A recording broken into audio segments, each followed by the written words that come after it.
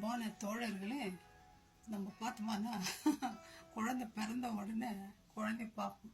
யாரு மாதிரி இருக்கு குழந்தை, என்ன மாதிரி இருக்கா அவங்க அப்பா அம்மா இருக்கா, இதே தான் கேள்வி. குழந்தை வளர்ந்து மூஞ்சி தெரிகிற வரைக்கும் எல்லாருக்கும் ஆசை, குழந்தை என்ன மாதிரி இருக்கணும், அவங்க அப்பா நினைப்பார் என்ன மாதிரி இருக்கணும். சில பேர் வீட்டுல குழந்தைங்க பிறந்திருப்பாங்க, அவங்க அப்பா தாத்தா பாட்டி அக்கா தங்கச்சி மாதிரி இருப்பாங்க. ஆனா நமக்கு நம்ம புள்ள நம்மள மாதிரி இருக்கணும்னு ஆசைப்படும். அதே மாதிரி தாங்க இயேசுநாதர் கூட நம்மளை உருவாக்கி இருக்கார். அவர் எப்படி இருக்காரு அந்த மாதிரி நம்மளை உருவாக்கி இருக்கிறான்னு சொல்லியிருக்காரு. அவருடைய இமேஜ்லயே நம்மளை உருவாக்கி இருக்கிறாரு, உருவத்திலே. வேற என்ன சொல்லுது நான் படிக்கிறேன். ஆதியாகமம் 1:27 தேவன் தம்முடைய சாயலாக மனுஷனை சிருஷ்டித்தார். அவருடைய சாயலா நம்ம இருக்கிறோம். வேற குரங்கு சாயலும் யானை துதிக்கை வச்சுனுக்கிற சாயலும் ஆண்டவர் நம்ம கொடுக்கல. யானையை பார்த்த இவ்வளவு பெரிய காது, ஆண்டவர் என்ன அழகா நம்ம மூக்கு காது கை எல்லாம் அதுக்கு ஏத்த மாதிரி தகுந்த மெஷர்மெண்ட். ஒன்றும் இவ்வளோ பெருசு இல்லை, கரெக்டா வச்சு அளந்துக்கிறாரு. வயிற்றுக்கு வரும்பொழுது 1 இன்ச்சு கால் கம்மியா இருந்தா கூட நொண்டி நொண்டி நடக்கும். கரெக்டா மெஷர் பண்ணி என்ன அற்புதமா உருவாக்குறாரு. எலும்புகள் எல்லாம் எப்படி உருவாகுது வயிற்றுக்குள்ள. ஆண்டவருடைய படைப்பு வினோதமான படைப்பு. மனுஷன் சொல்றான், மனுஷன் எங்கெங்கயோ வந்து வந்தான். ஆண்டவர் மனுஷனை உருவாக்கி உலகத்தில் உள்ள எல்லா கிரியேச்சருக்கும் மேல அவனுக்கு அதிகாரத்தை கொடுக்கிறார். அவ்வளவா ஆண்டவருக்கு நம்ம படைச்சிருக்காரு. ஆனா நம்ம வீட்டுல பிள்ளைங்க பிறந்த உடனே அந்த 1 மாசமோ 3 மாசத்துல ஆடணும் போது நமக்கு என்ன ஒரு சந்தோஷம்.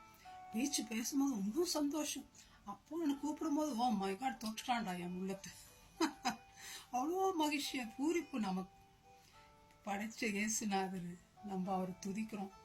நம்ம என்னத்துக்காக உருவாக்கப்பட்டிருக்கிறோம்? முதலாவது அவரை துதிக்க, அவர் கனம் பண்ண, அவர் தொழுது கொள்ள, அவரை ஆராதிக்க, அவரோட உறவு வச்சுக்க, பேச, அவரோட நடக்க, அவரோட எப்பொழுதும் தங்கி இருக்க. அதுக்காக தாங்க உருவாக்கப்படுது. ஆண்டவருக்கு நம்ம சம்பாரிச்சு பணம் கொடுக்கணும்னா நம்மளை பெத்தாரு, நம்மளை உருவாக்குனாரு. உலகத்துல இருக்கிற மனுஷன் வேணும்னா 10 5 10 நம்ம 10 சம்பாரிச்சு போடட்டும் அப்படின்னு. இயேசுநாதருக்கு எதுவும் தேவை கிடையாது. நம்மளால எந்த பிரயோஜனமும் கிடையாது. ஃப்ரெண்ட்ஸ், அவர் நம்மளை உருவாக்கிட்டு எனக்கு கூட பேசுப்பானா, இதை செய்யப்பா, நான் சொல்றதெல்லாம் கமெண்ட்மெண்ட்ஸ் என்ன நேசி, மற்றவங்களை நேசி, ஒன்றும் செய்யறது கிடையாது. நம்ம எவ்வளோ கோபம் வரும் அவருக்கு. ஒரு குழந்தை அப்பா அம்மா சொல்றதை செய்யலைன்னா என்ன கோபம் வருது நமக்கு. என் பையன் என் சொல் பேச்சு கேட்காம லேட்டா வரான் வீட்டுக்கு, நான் என்ன தெரியுமா சொல்றது, கதவுக்கிட்டே வராது, நீ லேட்டா வர அப்படியே போயிடு. இவ்வளவு நம்ம பிள்ளைகளை வெறுக்கிறோம். இயேசுநாதர் 1 நிமிஷம் நம்மள அப்படி வெறுத்திருந்தா நம்ம எங்கேயோ போயிட்டு இருக்கணுமே. எத்தனை முறை நம்ம பண்ண தப்புங்க, 1 2 மேற்குக்கும் கிழக்குக்கும் எவ்வளவு தூரம், வானத்துக்கும் பூமிக்கும் எவ்வளவு தூரம், அவ்வளோ பெரிய பாவங்களை பண்ணியிருக்கிறோம் அவருக்கு விரோதமா. ஃப்ரெண்ட்ஸ், உலகத்துல நம்ம உருவாக்குனது அவருக்கென்றும் அவருக்காகவும் உருவாக்கப்பட்டதுன்னு வேதம் சொல்லு. நம்ம உருவாக்கப்பட்டு அவர் வேலையை செய்யறோம். நம்ம வேலை என்ன, நம்ம பிள்ளைங்க என்ன, நம்ம காரியம் என்ன, எல்லாம் நம்ம தான்.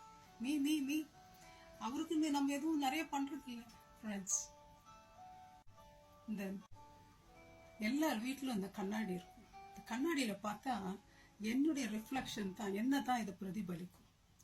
உங்களை இது பிரதிபலிக்க, நீங்க பார்த்தா உங்களை பிரதிபலிக்கும். இது பின்னாடி பாவம், அதுதான் நம்ம பிரதிபலிச்சுட்டு இருக்கோம். ஆண்டவர் என்னன்றாரு, என்ன போல மாறுப்பா, ஏன்னா நீ என்னுடைய புள்ள. அப்பா எப்படி பழக்கிறான்னு புள்ளையும் அப்படித்தான் இருக்கிறான்னு பழமொழி கூட இருக்குது. அந்த மாதிரி நம்ம இல்லாம நம்ம பாட்டுக்கு இஷ்டத்துக்கு வினோதமா இருக்கிறோம். பாவத்தை செஞ்சுக்கணும், புரண்டுக்கணும், சேத்துல மூழ்கிக்கணும். ஆண்டவர் அதாங்க சொல்றாரு, நான் பரிசுத்தர், அதுவே நீங்களும் பரிசுத்தராயிருங்கன்றார். பழைய மனுஷனுக்கு ஒரு காரியெல்லாம் இன்னும் வச்சுட்டு இருக்கணும். பிள்ளைங்க சண்டை போட்டுன்னு போயிட்டா 3வது ஆள் வந்து ஒப்புரவாகிறதுக்கு உதவி பண்றாங்க. அதே மாதிரி தாங்க இயேசு கிறிஸ்து நம்ம பாவத்துல விழுந்துட்ட பிறகு நம்மளும் அவரோட பிதாவோட ஒப்புரவாக குமாரனாக இயேசு கிறிஸ்து இந்த உலகத்துக்கு அனுப்புவார். பேர்பட்ட அன்பு எங்கேயாவது இருக்குங்களாங்க?